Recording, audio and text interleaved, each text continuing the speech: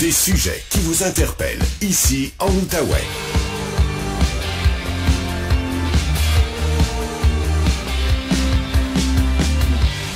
Voici Louis-Philippe Brûlé. Ben oui, ça fait longtemps, ça fait vraiment longtemps qu'on n'a pas parlé de la COVID à l'émission et savez-vous quoi, c'est bien correct comme ça, là. Je m'ennuyais pas vraiment du sujet, probablement vous non plus.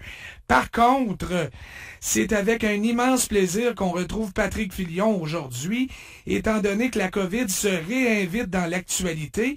Patrick Filion, qui est microbiologiste et professeur au Cégep de l'Outaouais. Salut Patrick, comment ça va? Salut LP, ça va bien toi? Oui, ça va bien. On te reçoit en lien avec une révélation du Sunday Times de Londres qui rapporte que des enquêteurs américains sont maintenant convaincus que la COVID a bel et bien été créée par des scientifiques du laboratoire de Wuhan dans le cadre d'un programme secret qui serait financé par l'armée chinoise.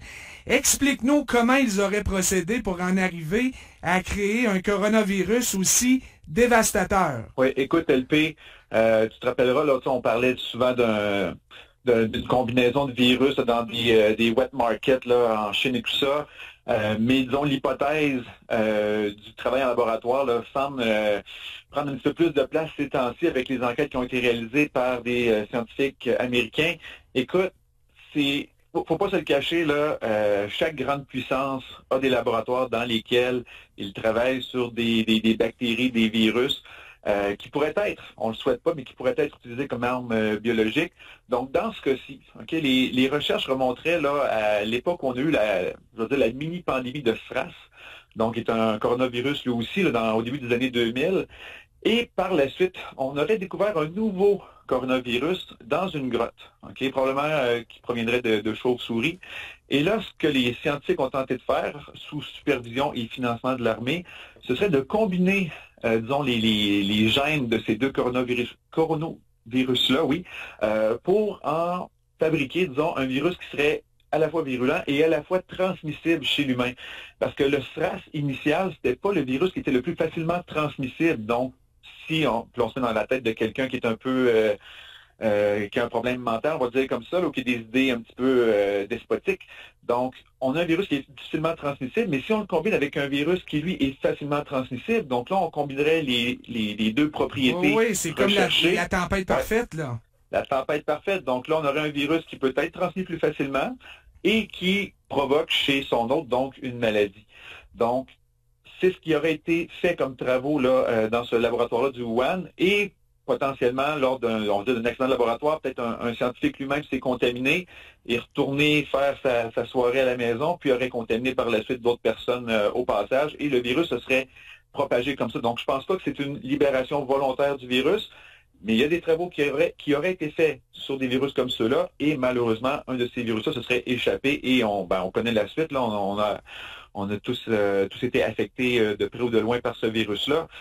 Donc, c'est vraiment c'est une catastrophe, mais à la base, ça me fait perdre le peu de confiance qui me reste en l'humanité, de savoir qu'il y a vraiment des gens qui travaillent sur des choses là-dessus, donc qui travaillent sur des armes biologiques dans le but de tuer nos semblables.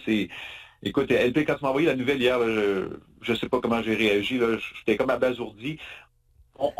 On semble, tu sais, je veux dire, il y avait quand même des théories en ce sens-là, mais que ça se confirme, c'est ça un peu qui me désole ce matin, c'est épouvantable. C'est dégueulasse, mais c'est pas tant surprenant, Patrick, là. Tu le dis, il y a probablement plein de pays qui travaillent sur toutes sortes d'armes de différentes natures, là.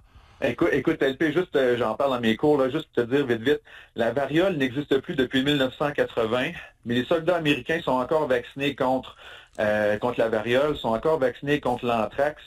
Donc, on sait et on a peur que ces virus et ou bactéries-là soient utilisés par des puissances étrangères, puis soient utilisés contre nos soldats, contre nos populations. Donc, écoute, c'est pas rassurant de savoir justement que les soldats américains soient vaccinés contre un virus mortel, très dangereux. La variole, c'est une couche au-dessus de la COVID, on s'entend là-dessus. Puis, je veux dire, on n'est pas blanc comme neige non plus. Là, je veux dire, le Canada, pendant la Deuxième Guerre mondiale, on a fabriqué des barils pleins d'anthrax aussi, qui n'ont jamais été utilisés, heureusement. Mais bon, c'est une partie de l'armement dont les puissances... Oui, c'est pas rassurant, mais on vit dans un monde comme ça. C'est un scénario, tu le disais, qui circulait depuis le début. Mais la question qui tue, Patrick, connaissant les relations extrêmement tendues entre la Chine et les États-Unis, doit-on croire les enquêteurs américains?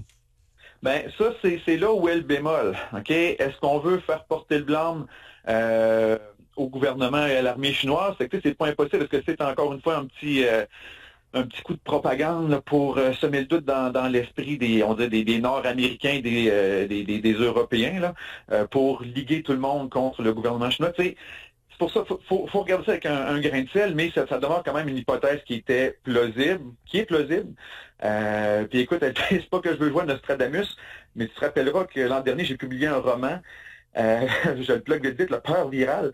Puis rapidement comme ça, c'était une des hypothèses dans mon roman. En fait, c'était plus une hypothèse dans mon roman, c'était vraiment ça qui avait été fait. Un virus trouvé dans une grotte. Puis ça, je fais une parenthèse, là, c'est vraiment un fait réel. Là. Il y a vraiment un article scientifique qui était paru là-dessus, que le virus de la COVID-19 avait, je pense, c'est 97% de sa génétique qui était identique à un virus qu'on retrouvait seulement chez la chauve-souris. Et en le modifiant génétiquement, il serait transmissible maintenant à l'humain. Fait que tu vois, j'avais écrit ça dans un roman comme une fiction, mais là, ça se rapproche dangereusement de la réalité. Ben oui, la réalité semble être en train de rattraper la fiction. Comme tu dis, on se garde quand même un petit bémol. Ce qui n'aide pas la Chine côté crédibilité, c'est qu'elle a changé sa version à quelques reprises depuis l'arrivée de la COVID, Patrick. Oui, c'est ça qui est un petit peu inquiétant. Là. Comme je le disais au début de l'entrevue, donc on parlait d'un virus là, qui serait apparu de façon un petit peu accidentelle dans les marchés humides là, où on retrouve divers animaux là, qui vivent à proximité les uns des autres. On avait même accusé le pauvre petit pangolin d'être responsable de tout ça. Mais là, tranquillement, pas vite, bon, les versions changent, ça évolue, donc on commence à douter un peu des versions, autant peut-être des Américains que du gouvernement chinois. Donc ça commence à être difficile de discerner le vrai du faux, mais toutes les hypothèses qui sont présentées sont malheureusement plausibles. Donc, c'est ça qui est inquiétant dans tout ça. Oui. Est-ce qu'il y a d'autres enquêtes plus indépendantes qui sont en cours et qui pourraient venir confirmer ou infirmer les conclusions des Américains?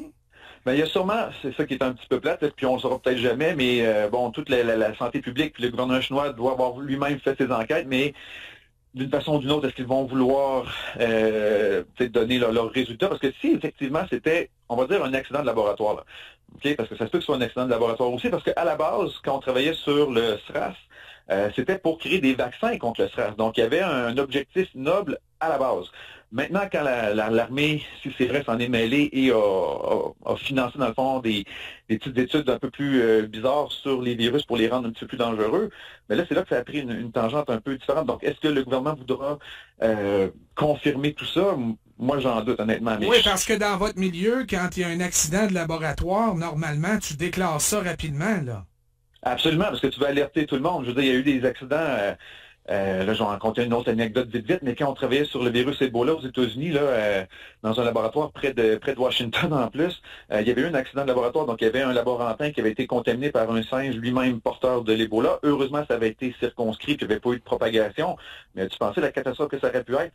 Donc, malheureusement, plein de laboratoires dans le monde où on travaille avec des virus, des bactéries qui sont très dangereuses, souvent dans des objectifs, encore une fois, nobles, de prévoir, d'étudier le virus, la bactérie, de produire des vaccins ou de trouver des médicaments pour la contrer.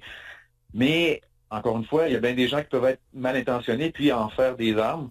Donc, c'est ça qu'il faut, comment je pourrais dire, faut garder espoir en l'humanité, même si, avec les même si c'est pas évident ces jours-ci. C'est pas toujours. Non, effectivement.